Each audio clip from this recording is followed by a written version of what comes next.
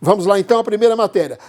Mais 3 ministros do STF votaram contra a resolução de Nunes Marques. Está ficando complicada a situação, né, para um dos candidatos ao governo de Rondônia. Pode rodar aí.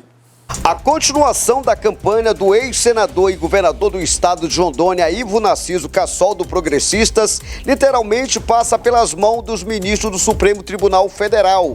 Pelo plenário virtual, Ivo Cassol, que mantém a sua campanha política desde a decisão do ministro Nunes Marques, no início de agosto, já conta com 3 votos contrários. A cautelar, que pode depender do resultado, beneficia a candidatura do empresário ao governo nas eleições de outubro de 2022. A ministra Carmen Lúcia, que já havia se posicionado em desfavor da medida cautelar, que, entre outras, pede a prescrição da penalidade do candidato ao governo pelo Progressistas, acompanhou o voto do seu par, o ministro Luiz Roberto Barroso. Com eles também votou o ministro Alexandre de Moraes, sendo 3 votos contrários e 1 a favor do ministro relator Nunes Marques. A expectativa é que a decisão final seja anunciada na próxima quinta-feira. Muito bem. Bom, eu vou pedir aos prezados debatedores que sejam bem objetivos, né, nos comentários referente a esse tema, porque a gente vai falar muito disso até o fim desse julgamento. Então, já os nossos amigos que nos acompanham sempre no programa já têm uma ideia do que os debatedores pensam sobre esse tema, mas vamos lá. Parece que as coisas encaminham de um jeito que já se imaginava, né, que seria muito complicado, muito difícil para o ex-governador Cassol se manter no páreo, né? Mas, enfim, ele continua, por força de uma liminar do Nunes Marques, como a reportagem mostrou, ele continua candidato. João, boa noite. E aí? Está ficando complicado para o ex-senador e ex-governador, né? Muito. Eu quero cumprimentar você, Cícero, todos os meus demais colegas aqui, debatedores, e também você, especialmente, que está aí do outro lado, nos prestigiando neste momento. A matéria é recorrente, não é? A gente já discutiu em outras vezes aqui, já demos a nossa opinião, e a última opinião que eu particularmente dei sobre isso é que eu disse que concorrer a eleições sob liminar é um risco muito grande, não só para os eleitores que votam, né, equivocadamente pensando que o cara vai continuar, como também para o próprio processo eleitoral, que é difícil, você tumultua o processo. Eu acho uma insegurança muito grande, até porque isso não é uma coisa que vai favorecer ou não só a você, é todo um sistema que vem depois. Umas eleições é muito difícil. Quando é num processo desse, tudo bem, que saiu aquele e tem os outros concorrentes. Mas quando isso ocorre numa candidatura de prefeito, de governador, onde você que ganhou não vai poder assumir, você vai ter uma nova eleição, aí é uma nova despesa, o município, o Estado, vai ficar ali, né, à deriva sobre a presidência no município do presidente da Câmara, e aí você fica muito difícil. Eu acho isso temeroso demais. Agora, é um direito que faculta ele, né? É um direito que faculta ele. Ele está amparado legalmente pela decisão do ministro, já que a legislação assim faz. E ele, certamente, como um cidadão, abraça esse direito e corre nos braços da justiça para ver se consegue. Mas é muito difícil e eu ainda vou continuar dizendo, eu disse na primeira vez, não acredito que a candidatura do Cassol realmente vá prosperar. A tendência é que ela, de fato, com mais 3 votos aí, ela, de fato, possa cair de vez. É como eu penso. Muito bem. Eu continuo com esse assunto com os aplicadores, operadores do direito. Ricardo Frota, boa noite. E aí? A tendência, eu acho que é mais ou menos isso que o João colocou, né? Isso mesmo, Cícero. Boa noite, Cícero. Boa noite a essa bancada, Juninho, arruma pra mim aqui, que hoje é composta pelo Herbert Lins, Ramon Cujuí e o meu amigo João Soares. Você que está assistindo e nos prestigiando mais uma vez com a sua audiência, quero cumprimentar e quero aproveitar aqui e mandar um abraço para a Dona Lani. Fiquei sabendo que acompanha o programa, ela, o Rizomar, a Ted e outras pessoas que sempre comentam aqui no programa e nos prestigiam. Cícero, eu já sinalizei isso em outra ocasião, dizendo que a probabilidade de essa candidatura do Ivo Cassol ir para frente é quase que zero.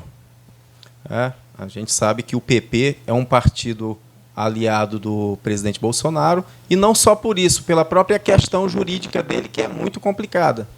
Então, eu vejo hoje que, apesar do Nunes Marques ter dado uma decisão favorável, ele, se porventura o André Mendonça também for na mesma linha dele, seriam 2 votos, né? Então, eu acho que a grande maioria vai votar contrário ao pedido do Ivo Cassol. E talvez, né, que para mim é uma incógnita, seria o ministro Ricardo Lewandowski. Mas, mesmo assim, não seria suficiente para ele assegurar a candidatura dele. E como o João falou, isso muda todo o cenário, porque na medida que o Ivo Cassol se coloca na disputa, ele mudou toda uma configuração, haja vista que ele já tinha fechado uma aliança com o também candidato Léo Moraes. Então, numa eventual decisão contrária pelo STF, não tem como ele reverter essa situação e querer juntar novamente, até porque o Léo Moraes já costurou outras alianças. Então, eu acho que, nesse momento, é um grande prejuízo aí para o Ivo Cassol. E aquela questão que eu sempre levantei, da insegurança jurídica, isso já é um fator muito negativo, e a insegurança política, porque o eleitor tende a não querer apoiar pessoas que estão numa situação dessa bem complicada. Muito bem, Ramon Cujuí, boa noite. Falando em situação complicada, eu também acho, né, analiso que é complicado para os apoiadores, né? Para os apoiadores que estão no entorno, que estão torcendo, à medida de que esses votos vão sendo contrários ao que o grupo esperava, o desânimo começa a tomar conta, né? Boa noite, Cícero. Boa noite, Ricardo. Boa noite, João. Boa noite, Herbert, Zezinho, o Juninho, que está ali na técnica. Os meninos estão ali atrás também dando suporte para o programa News 5.1. Boa noite para todos os telespectadores que nos assistem, seja pelo canal aberto da Rema 5.1 e seja pela internet aí de todos os rincões do planeta. Vou mandar um abraço a todos os telespectadores que nos assistem. Vou mandar um abraço ao meu filho, que ontem a gente não veio aqui no programa, porque ele estava colando grau, assim como outros tantos jovens ali no Palácio das Artes, né, da Unir, colaram grau várias turmas. Então, um abraço a todos eles, uma boa sorte nesse novo ciclo da vida que se inicia para todos.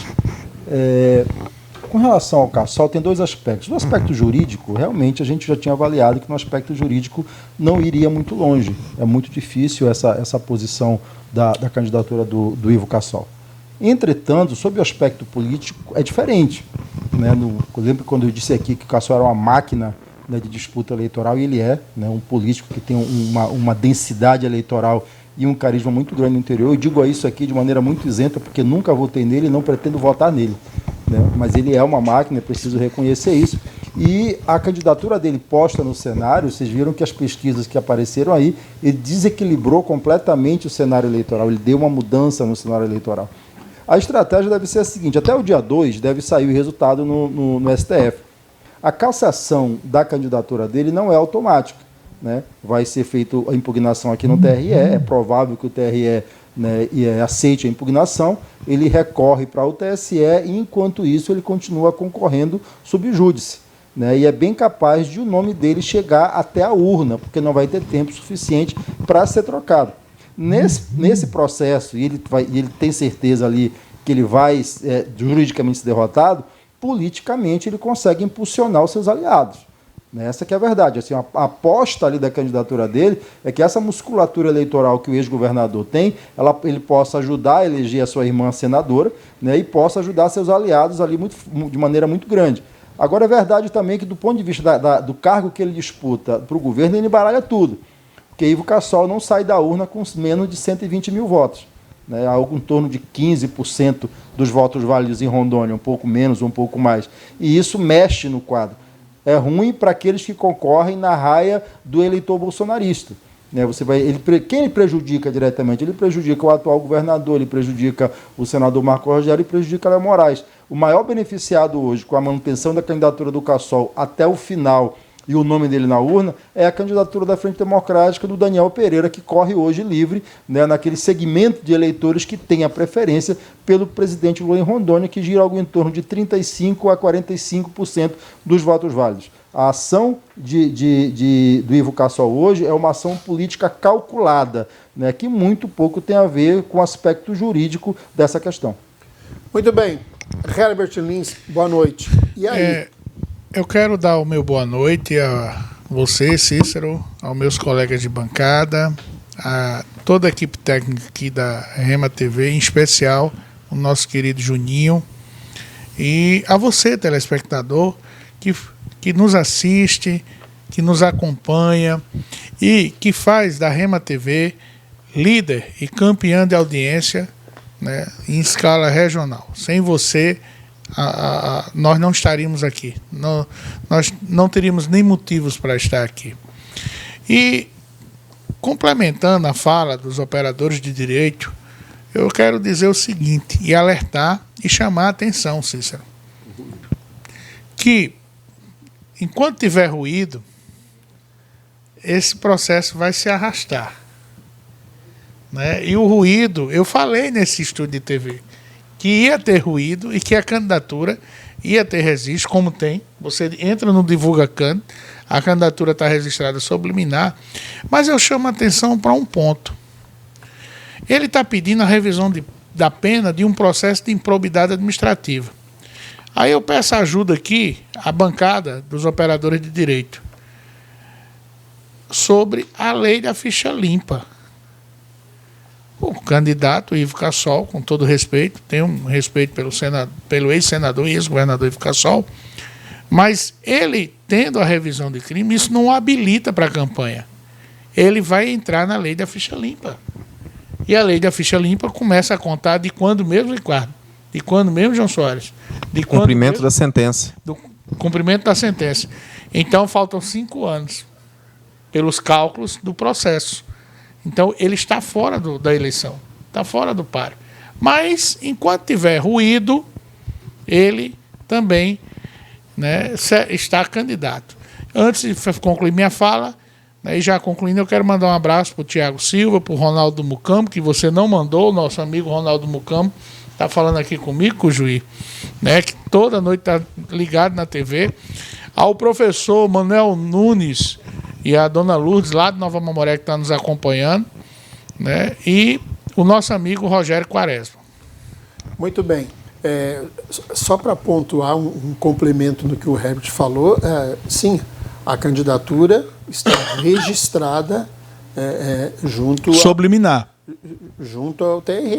Né? Só que registrar, qualquer um pode registrar. A questão é o deferimento dessa candidatura, né? Ela não teve deferimento ainda, porque está efeito liminar, aguardando julgamento. Porém, ela vai ser impugnada. Ela vai ser impugnada. E aí, se o TRE aqui votar pela impugnação, ele tem direito a recurso e ela continua, né, sob efeito liminar até o julgamento final pelo TSE. E a estratégia do Ivo Cassol é exatamente essa, manter a candidatura o máximo de tempo possível que puder, inclusive levar o nome para a urna, mesmo sabendo, né, que as possibilidades de ganho no justiça eleitoral são praticamente nulas. Pois agora mesmo a Rosa Weber liberou o voto, né? Sim. Já 4. E o que é interessante, Cícero, é que dessa vez o Alexandre de Moraes cumpriu o prazo regimental, né? Geralmente eles seguram por bastante tempo, dessa vez ele cumpriu a risca. Parece que o prazo regimental. O ruído está afinando. Que a questão é o seguinte, é extremamente contraditório, entendeu? Só falta mais um voto para cair a candidatura de Ivo Cassol. É extremamente o contraditório. O STF está analisando essa questão de cumprimento de pena, de lei de ficha limpa, de pode, não pode, e protelar situações, não estou me referindo ao ex-senador Cassol. Para mim é diferente quem esteja nessa situação. Qualquer um poderia ser protelado. Só que seria meio que paradoxal com o que vem sendo julgado, com o que vem sendo analisado, vem sendo votado. Não é isso, Romão? Isso. Inclusive, Cícero, essa revisão criminal é um recurso que ele foi utilizado com uma sentença que já tinha sido transitada em julgado. Exatamente. Então é só uma manobra, assim, não tem nem o que discutir, até porque, pelo que eu sei, não foi apresentado nada a ponto de querer reformar essa decisão. Olha só, o Então, pra senador mim, foi- Guga, que tem uma situação pior do que a dele, está com a candidatura mantida até julgamento do TSE. Pois é. Pois é, É o mas- mesmo caso, né?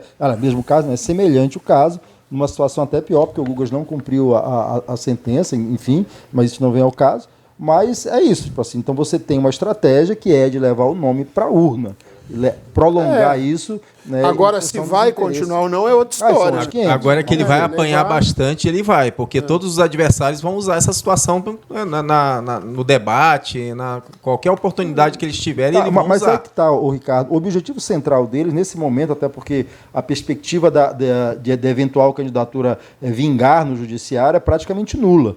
A perspectiva, nesse momento, é uma luta política para manter a campanha viva, né, e para ter os melhores resultados possíveis na urna.